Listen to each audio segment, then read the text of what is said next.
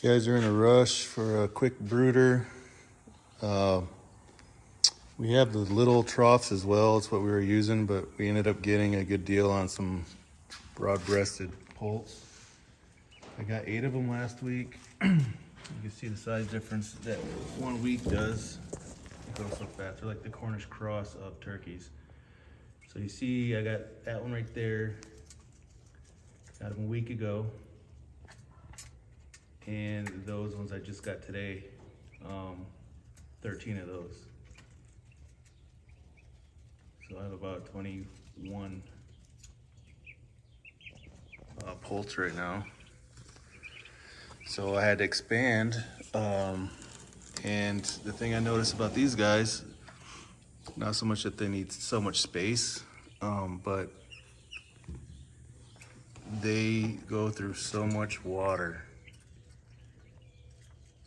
And they're a little messy with the food. I don't know if they're eating it all, if they're just spreading it, but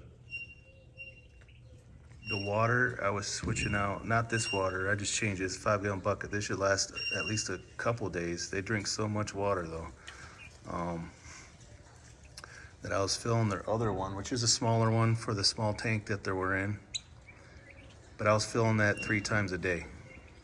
I'd fill it at night, in the morning, and then when I got home from work. So anyways, I use this and I basically just put a 2x6 treated. It's all twisted, it's just sitting around. And I use a staple gun, staple this no climb on. I kind of trimmed it so it wouldn't be hanging over so much. Other side as well. And then I just use that side as weight. And it's not because I'm afraid of these guys getting out. It's because I don't want the chickens getting in here and eating all their food up. We do have some feral cats. I haven't had a problem with cats coming in after chicks or anything like that, which is crazy. But yeah, at night I will put, it's 100 something degrees here every day. So at night I will put a heat plate in here. I'll just plug it in this outlet right here. And that'll just in case they need something, but they usually huddle up. And you can see how big these guys are, but they're not pecking on the little ones at all. We also had I burned a lot of brush, and I found one of our hens laying on chickens, laying on about 18 eggs. So in the midst of the fire, I grabbed all the eggs and I put them in an incubator, and they hatched a few days later. I ended up getting 10 of them to hatch, and they were in a small trough as well, and I just moved them out here today in this open air coop. Kind of scrambled around to get a little shade up because the sun will just kill them. But they're not used to the space, so they're just kind of, they don't know what to do in this big space. It's 20 by 24, I think. So you see, I built this a couple years ago. These are set in. I didn't cement them in or nothing. They're just set in. I think they're 6-inch posts or not even, maybe 4-inch posts, 5-inch posts. And you can see they're all IM-semis except for one. You can see the red comb on the one. He's, I guess, some other hen just kind of smuggled her egg in there too. I actually got chicken wire on the bottom, and then the rest is no climb. And I actually use these half barrels, quarter barrels, because I had pheasants at one point. It was just a little spot for pheasants to lay eggs, but for now it's a little extra shelter for them. I noticed they've been going in there and all huddling up. I just have this, it's like, I don't even know what kind of shade cloth. It's like greenhouse cloth. I actually used to use it for over a kennel. It removes a lot of shade, the sun. It really helps break it down. I'll have to get a couple more. I actually found one online for $160 that will cover, I think it's a 20 by 24. And it should cover this whole thing. And that'll look a lot better. And as you can see in here, I actually just, that's just PVC. And I just augured the holes and set them in there. And I just set this top of a chain link fence that I cut off. It used to be kind of going across all these posts, and I use that for my center beam. That middle post used to be actually where my netting would go, and I had netting that would just keep the pheasants from flying out. So without any top, like, these birds will eventually be able to fly out, but this will kind of help from aerial attacks, and it'll just get them out in the open, because they've been in that little trough for a while, and I just need to get them some more space. But they don't know what to do yet. They're still trying to figure it out. We'll check on them a little later, see if they're finding their water and their food. I just kind of spread some food around on the ground. That holds 50 pounds of food, that thing right there. I might throw some water in here just to wet it down just a little bit. I might even throw a sprinkler I have just to let it mist in here. But I'll check on them a little bit and see if they'll start figuring out the water. I just filled this, I think it's 2.5 gallon galvanized. I don't like it, but it actually, I don't know, for some reason I feel like it does a little better with the algae. But yeah, they're just kind of not sure what to do. So I know it looks like I at least have two roosters. I'm hoping only two. One of them is possibly the not full Siam Samani, so he'll end up being just a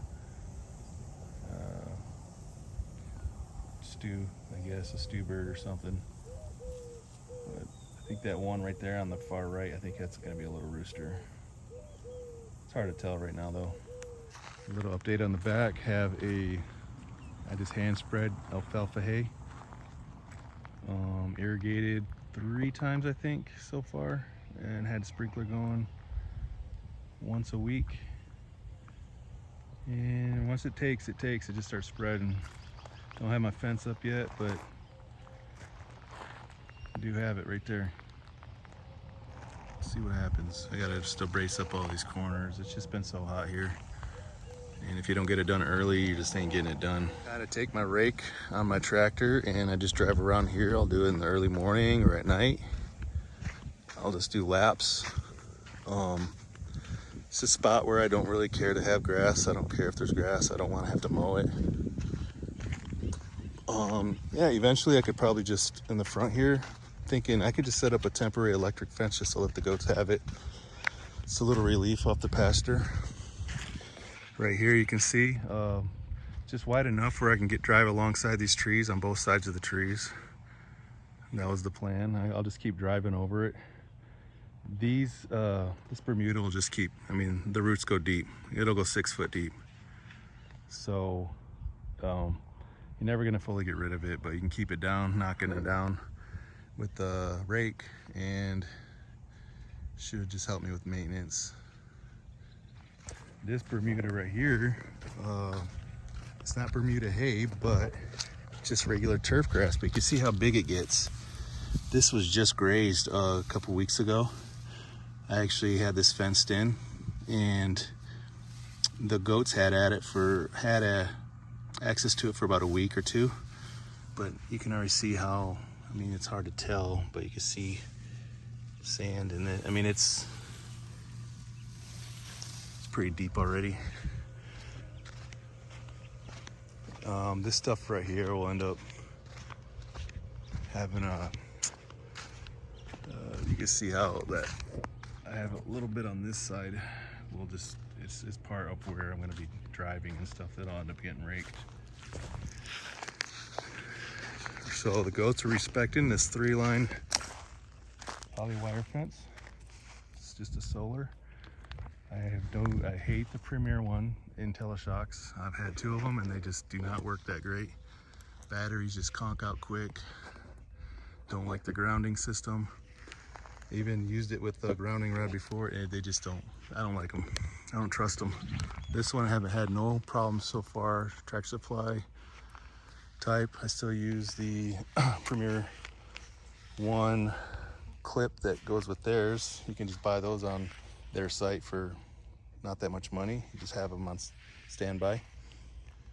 And this I like, you just throw it on a T-post. And this is a 3-line. All I did as I just jumped them with that wire, the same wire I use for everything, and this use the insulator to keep this post from getting hot. It's on right now. I can touch this wire, it's not gonna do nothing. As soon as I touch that wire, it's gonna get me.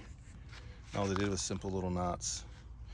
And then if you run these through these little tensioners, these little plastic tensioners, I'm sure over time they'll get weak and brittle. They make metal ones too. And that one's not even strung through the right way, but this one is. And it's just like a cool little tightener, ratchet type. I haven't figured out how to back off of them yet, but I just cut them. Like this one down here broke, and I just tied a new one on, and I had to unstring it through, and I strung a new one through, and just tightened it back up. But this stuff is hot. The goats don't mess with it. You can see they go up to it, and you see how the grass is tall on one side. I throw all my brush over the fence. They eat all the leaves off it. And yeah, I don't recommend having it as a permanent fence, but it'll get you by for a little while if you just do routine checks. I would recommend doing routine checks on it. Same with chain link, guys. Chain link, I got a 220-pound wether. Always check your chain link at least once a week. You see this right here, there's these little clips. They rub on this fence. There's a clip right there, but if you look down, there's missing one. They're missing one right there, but if you look on the next one, there's a clip. If they just keep rubbing and rubbing and rubbing on it, eventually these clips will fall off. These ones I've actually reattached, and I squeezed them tighter. When the professionals come and install these, they won't get them so tight. They're not expecting it to be a livestock fence. So I actually take some lineman pliers, and I'll just wrap it a little bit more. And if I lose the wire, I'll just use what wire I have, and I'll twist it all the way around. Right here's an example. You see, when I use my own wire, hopefully it'll focus, I will wrap it all the way around the fence. And it's smaller gauge, but it works, and they can rub on this. And if these come off, this fence will just, they can walk through it, basically. I just noticed one day that this fence was a little loose, so I